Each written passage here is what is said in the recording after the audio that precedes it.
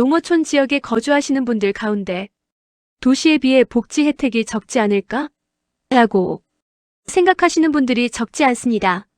하지만 실제로는 농어촌 주민을 위한 다양한 복지 제도와 지원 사업이 운영되고 있으며 대상에 해당하면 생활비 부담을 줄이거나 의료와 돌봄 서비스를 지원받을 수 있는 경우도 있습니다. 특히 고령화가 빠르게 진행되고 있는 농어촌 지역에서는 노인 돌봄, 의료 지원, 교통 지원, 주거 지원 등 다양한 정책이 확대되고 있는데요. 다만 대부분의 복지제도는 자동으로 지급되지 않고 직접 신청해야 하는 경우가 많기 때문에 미리 내용을 확인해 두시는 것이 중요합니다. 오늘은 2026년 기준 농어촌 주민들이 알아두면 도움이 될 수 있는 주요 복지제도를 하나씩 살펴보겠습니다. 먼저 노인 맞춤 돌봄 서비스입니다. 농어촌 지역에는 혼자 생활하는 어르신이나 고령 부부 가구가 많습니다. 이런 분들을 위해 운영되는 대표적인 복지 서비스가 바로 노인 맞춤 돌봄 서비스입니다. 만 65세 이상이 면석이 초생활수급자, 차상위계층, 기초연금 수급자 중 하나에 해당하고 돌봄이 필요한 경우 신청할 수 있습니다. 서비스 내용은 생각보다 다양합니다.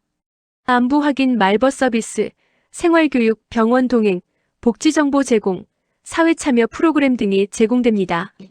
특히 농어촌 지역은 교통이 불편한 경우가 많기 때문에 병원 동행이나 생활지원 서비스가 큰 도움이 될 수 있습니다.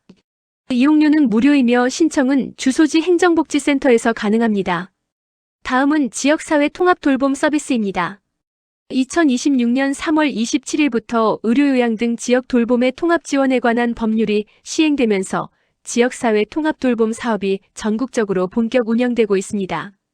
이 제도는 어르신이 시설이 아닌 자신이 살던 집에서 계속 생활할 수 있도록 돕는 것이 목적입니다. 지원 내용에는 방문의료, 방문간호, 재가요양, 식사지원, 주거지원, 건강관리 등이 포함될 수 있습니다. 이 제도는 단순히 소득 기준만으로 판단하는 것이 아니라 개인의 건강 상태와 돌봄 필요도를 함께 검토합니다. 따라서 고령자나 장애인, 질환을 가진 주민이라면 한 번쯤 상담을 받아보시는 것이 좋습니다. 신청은 거주지 읍면동 행정복지센터에 상담을 요청하면 되며 이후 국민건강보험공단의 통합한정조사 등을 거쳐 맞춤형 서비스가 연계됩니다. 다음은 응급안전안심 서비스입니다. 농어촌에서는 독거노인 비율이 높은 편인데요. 갑작스러운 사고나 응급 상황이 발생했을 때 빠르게 대응하기 어려운 경우가 있습니다. 이런 상황에 대비하기 위해 응급안전안심 서비스가 운영되고 있습니다. 대상자로 선정되면 응급호출기, 활동감지센서, 화재감지기, 출입감지장치, 게이트웨이, 즉 응급전화기 등의 장비가 설치될 수 있습니다. 응급 상황 발생 시에는 119와 연계되어 신속한 대응이 가능하도록 지원합니다. 특히 2026년부터는 독거노인의 경우 소득 기준이 폐지되어 혼자 생활하는 어르신이라면 소득 수준과 관계없이 신청할 수 있도록 제도가 확대되었습니다. 따라서 혼자 거주하는 부모님이나 어르신이 있다면 대상 여부를 꼭 확인해 보시는 것이 좋겠습니다. 다음은 기초연금입니다. 농어촌 지역 어르신들이 가장 많이 이용하는 복지제도 가운데 하나인데요. 만 65세 이상이면서 소득 인정액 기준을 충족하면 신청할 수 있습니다. 기초연금은 매년 선정 기준액과 지급액이 조정될 수 있기 때문에 최신 기준을 확인하는 것이 중요합니다. 많은 분들이 재산이 조금 있으니 대상이 안 될 것 같다라고 생각하시는데 실제로는 대상이 되는 경우도 적지 않습니다. 특히 농지나 주택이 있다고 해서 무조건 제외되는 것은 아니기 때문에 정확한 상담을 받아보시는 것이 좋습니다. 신청은 행정복지센터, 국민연금공단 또는 복지로를 통해 가능합니다. 다음은 농어촌 의료지원제도입니다. 농어촌 지역은 의료기관 접근성이 상대적으로 낮은 편입니다. 이를 보완하기 위해 다양한 의료지원 정책이 운영되고 있는데요. 대표적으로 방문건강관리 서비스, 보건소 건강관리 사업, 예방접종 지원, 만성질환 관리 프로그램, 치매안심센터 서비스 등이 있습니다. 특히 치매안심센터에서는 치매 조기검진, 상담, 가족지원 프로그램, 인지 강화 프로그램 등을 운영하고 있습니다. 고령층 비율이 높은 농어촌에서는 적극적으로 활용해 볼 만한 제도입니다. 이번에는 농어촌 교통지원 제도를 살펴보겠습니다. 농어촌 주민들이 자주 겪는 어려움 가운데 하나가 바로 교통 문제입니다. 병원이나 관공서를 방문하려고 해도 대중교통이 부족한 경우가 많기 때문인데요. 지역에 따라 행복택시, 수요응답형 버스, 마을택시, 교통약자 이동지원 서비스 등이 제도가 운영되고 있습니다. 다만 지원 내용은 지자체별로 차이가 있기 때문에 거주지역 시군청이나 행정복지센터를 통해 확인해 보시는 것이 좋습니다. 다음은 농어촌 주거 지원 제도입니다. 주거 환경이 열악한 고령층을 위한 다양한 지원도 운영되고 있습니다. 대표적으로 주택개보수 지원, 노후주택 정비, 에너지 효율 개선 사업, 취약계층 난방 지원 등이 있습니다.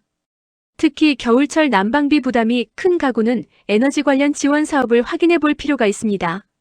사업별로 신청 기간과 대상이 다르기 때문에 주민센터를 통한 상담이 도움이 될 수 있습니다.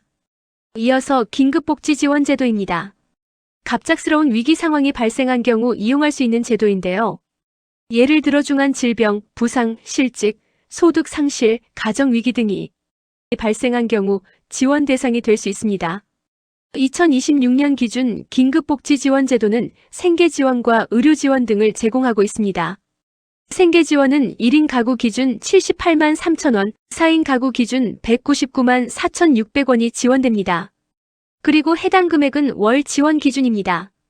위기 상황이 계속되는 경우에는 심사를 거쳐 원칙적으로 최대 6개월까지 지원받을 수 있습니다. 의료 지원의 경우에는 1회 최대 300만 원까지 지원받을 수 있으며 긴급지원심의위원회 심의를 통해 추가 지원이 가능한 경우도 있습니다. 위기 상황이 발생했을 때는 혼자 고민하기보다 보건복지상담센터 129 또는 주민센터에 상담을 요청하는 것이 중요합니다. 다음은 문화누리카드 지원입니다. 농어촌 지역에 거주하는 기초생활수급자와 차상위계층도 문화누리카드를 신청할 수 있습니다. 문화누리카드는 문화생활을 지원하기 위한 제도로 공연, 영화, 도서, 전시, 국내 여행, 체육활동 등에 사용할 수 있습니다. 2026년 기준 문화누리카드는 1인당 연 15만 원이 지원됩니다. 또한 13세부터 18세 청소년과 60세부터 64세 중고령층은 1만 원이 추가 지원되어 최대 16만 원까지 받을 수 있습니다. 특히 농어촌 지역에서는 문화시설 접근이 어려운 경우가 많기 때문에 문화누리카드를 활용하면 다양한 문화활동을 보다 부담 없이 즐길 수 있습니다. 이제 마지막으로 꼭 기억하셔야 할 부분을 말씀드리겠습니다. 복지제도는 생각보다 많습니다. 하지만 실제 현장에서는 대상이 되는데도 신청하지 않아 혜택을 받지 못하는 경우가 적지 않습니다. 특히 농어촌 지역에서는 정보 접근성이 부족해 복지제도를 늦게 알게 되는 사례도 자주 발생합니다. 그래서 가장 중요한 것은 나는 대상이 아닐 것이다 라고 미리 판단하지 않는 것입니다. 한 번의 상담만으로도 생각하지 못했던 지원제도를 알게 되는 경우가 있습니다. 생활이 어려워졌거나 병원비 부담이 크거나 돌봄이 필요한 상황이라면 주민센터 상담을 받아보시는 것이 도움이 될 수 있습니다.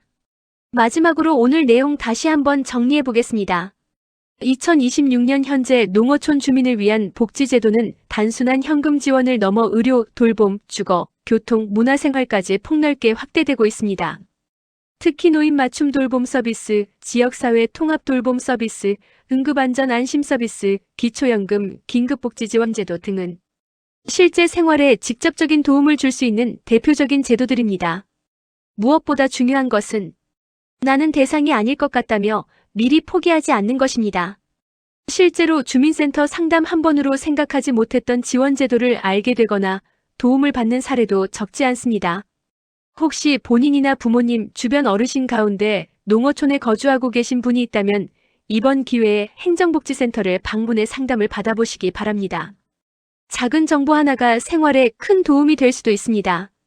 참고로 오늘 내용은 2026년 5월 기준 보건복지부 복지로 국민건강보험공단, 국민연금공단, 농림축산식품부, 행정안전부, 문화누리카드 공개 자료를 바탕으로 정리했습니다.